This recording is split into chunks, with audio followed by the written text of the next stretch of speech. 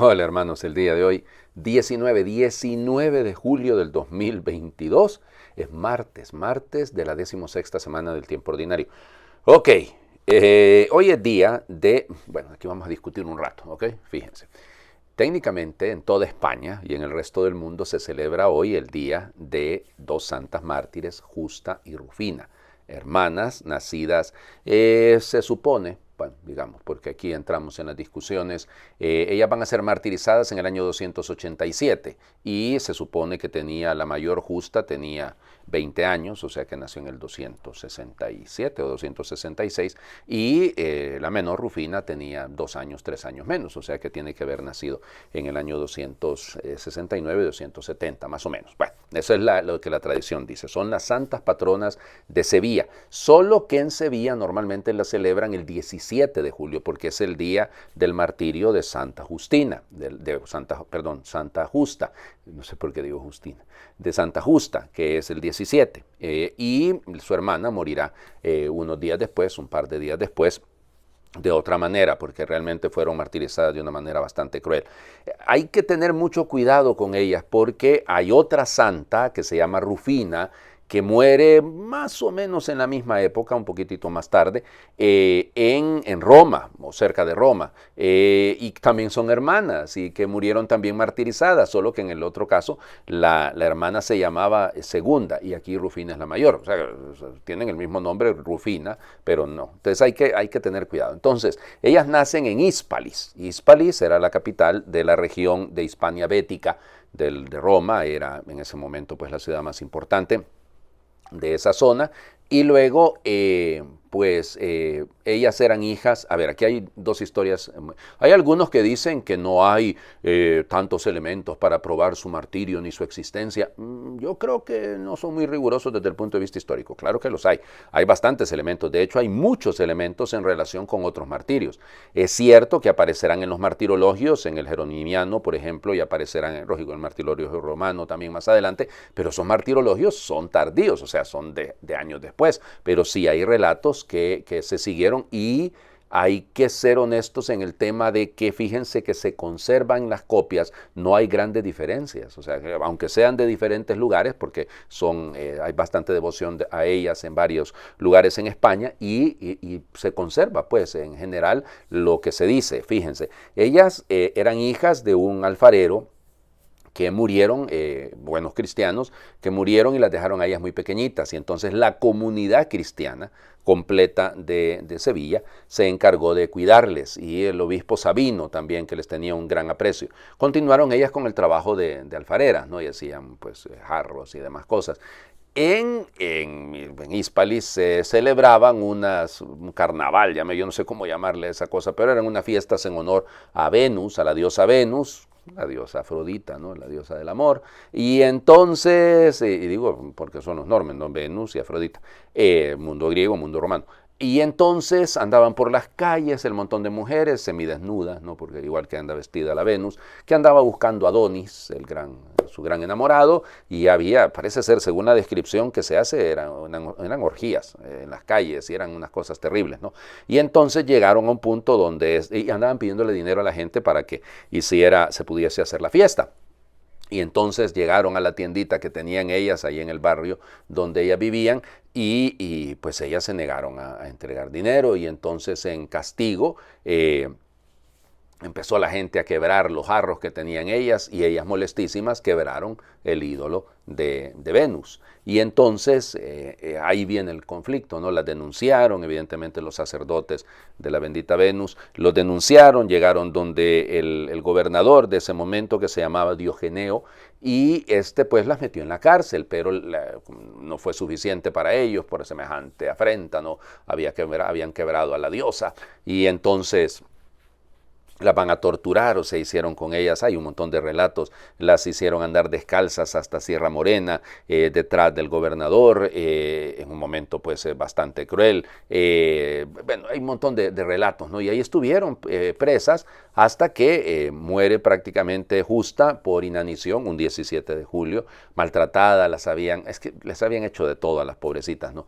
Y pensando que la otra iba a aceptar más fácilmente renegar de la fe, habiendo visto morir a su hermana, entonces Rufi pues la echan a los leones incluso. Por eso se les representa a veces con un león lamiéndole los pies, moviendo la cola como si fuera un perrito, ¿no? Y bueno, y al final pues la decapitaron porque ya no aguantaban tanto la presión. En el caso de ella la quemaron, se dice que pues Sabino, el obispo, recogió las cenizas y las puso junto a la tumba donde estaba enterrada Justa, que había sido tirada a un pozo y ellos rescataron el cuerpo. Perdón que hablé tanto de ellas, ¿no? Pero es que a veces ya les digo, por querer negar las cosas, pues se dicen que no hay pruebas y no, hay bastantes elementos desde el punto de vista histórico que pueden decirnos. Se les representa generalmente, como lo han visto en lo que les he publicado en el video, al lado de la Giralda, ¿no? Porque son las protectoras de la ciudad de Sevilla. Y entonces por eso, o de la catedral, a veces se les coloca también de Sevilla. Bueno, vamos a las lecturas del día de hoy. Terminamos de leer el libro del profeta Miqueas, ya mañana vamos a comenzar a leer a Jeremías, ¿ok? Y bueno, este texto es lindo, es una oración. Miqueas 7, versículos del 14 al 15 y luego el 18 al 20.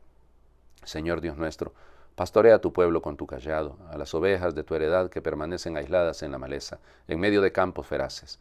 Pastarán en Basán y en Galaad, como en los días de antaño, como cuando salimos de Egipto y nos mostrabas tus prodigios. ¿Qué Dios hay como tú, que quitas la iniquidad y pasas por alto la rebeldía de los sobrevivientes de Israel? No mantendrás por siempre tu cólera, pues te complaces en ser misericordioso. Volverás a compadecerte de nosotros. Aplastarás con tus pies nuestras iniquidades, arrojarás a lo hondo del mar nuestros delitos. Serás fiel con Jacob y compasivo con Abraham, como juraste a nuestros padres en tiempos remotos, Señor Dios nuestro. Amén. Es una oración, una palabra de Dios. Te alabamos, Señor. Es una oración, sin duda, es una oración linda. Miqueas termina después de haber, acuérdense que ha sido muy duro, ¿no? Pero termina con una oración, yo quisiera decirlo, llena de esperanza, porque Dios no se cansa de perdonar, dice el Papa Francisco. Los que nos cansamos de buscar su perdón somos nosotros. Él no se cansa de perdonar, seamos honestos. Y entonces aquí está el texto, este es el sentido. Es la búsqueda del perdón, que Dios perdonará nuestras iniquidades, otra vez lo hará. De nuevo lo hará, las rebeldías de los sobrevivientes de Israel, sí, y es esto, ¿no? La esperanza es que el perdón va a llegar hasta que nos volvamos de nuevo un rebaño suyo, nos dejemos llegar siendo Él nuestro pastor. Y esta imagen es bonita, ¿no? Volverás a compadecerte de nosotros. ¿Y qué? Fíjense, a mí lo que me encanta, perdón, en cada uno verá, ¿no? Arrojarás a lo profundo del mar nuestras iniquidades, o sea, hasta allá llegará, ya ni alcanzarás a verlo. Claro, ese es Dios. O sea, y yo a veces no entiendo por qué es que nos cuesta tanto buscar el perdón de Dios. Oye. ¿Por qué será que somos tan tercos, o sea, tan caprichosos? Sabemos que hemos actuado mal, sabemos que estamos actuando mal y aún así seguimos haciéndolo.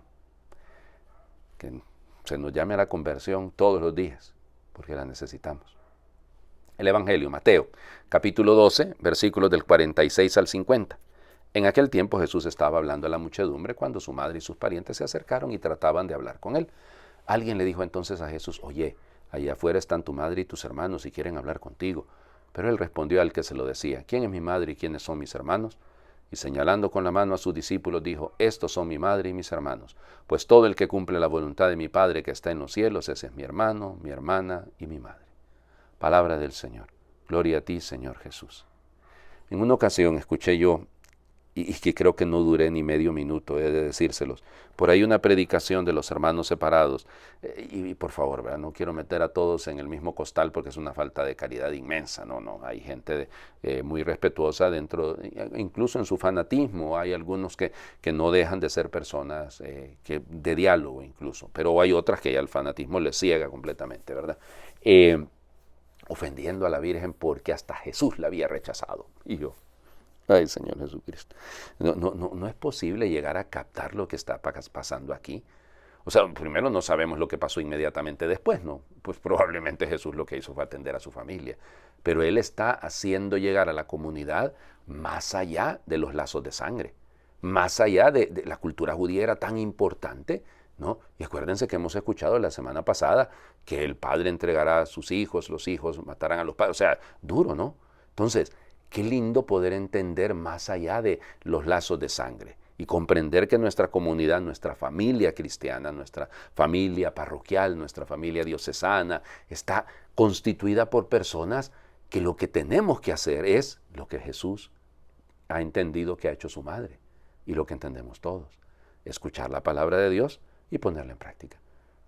Cumplir la voluntad de Dios. ¿Quién mejor que ella? ¿Habrá otro modelo mejor que ella para cumplir la voluntad del Padre? Ninguno.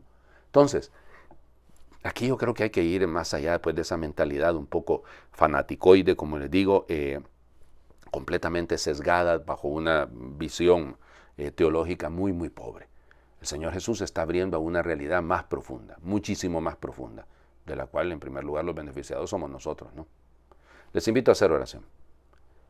Quiero ser dueño de mi camino y vida, no renunciar a la libertad alcanzada, gozar de tantas cosas buenas, entregarme a los míos y tener esa serena paz del deber bien cumplido.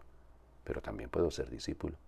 Puedo cargar con mi cruz, quizás con la tuya, también complicarme la vida y complicársela a otros con osadía, hablar de la buena noticia y soñar nuevas utopías. Pero también puedo ser discípulo. Anhelo hacer proyectos vivos y sólidos para un futuro solidario. Deseo ser eficaz, acertar, dar en el clavo y ayudar. Pero también puedo ser discípulo. Soy capaz de pararme y deliberar, escuchar y contrastar y discernir. A veces me refugio en lo sensato, otras lanzo las campanas al vuelo y parece que rompo moldes y modelo. Pero también puedo ser discípulo. No siempre acabo lo que emprendo. Otras arriesgo y no acierto, o me detengo haciendo juegos de equilibrio. Me gusta apuntarme a todo y dejar las puertas abiertas por si acaso. Me asusta tu oferta, consejos y preguntas. Pero también puedo ser discípulo.